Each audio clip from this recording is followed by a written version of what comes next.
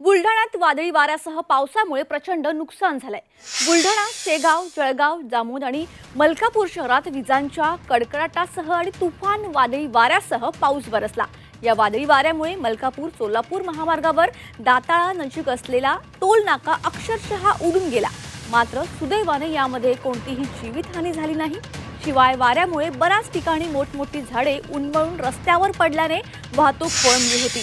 अनेक ठिकाणी झाडे विद्युत तारांवर पडल्याने तारा तुटल्या, त्यामुळे विद्युत पुरवठा खंडित झाला, तर ग्रामीण भागात अनेक घरांची पडझड झाली।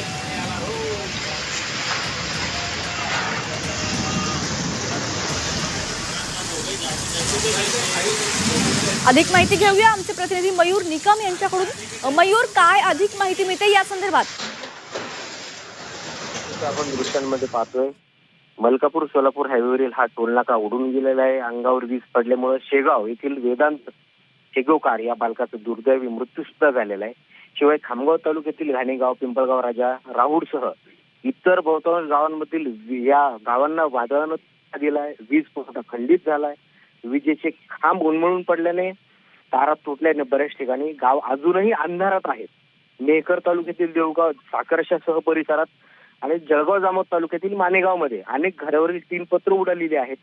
टेंभुर्णा गावातील मोठं होर्डिंग जमीनदोस्त झाल्याने खामगाव पंढरपूर मार्ग पूर्ण ट्रॅफिक जाम होता।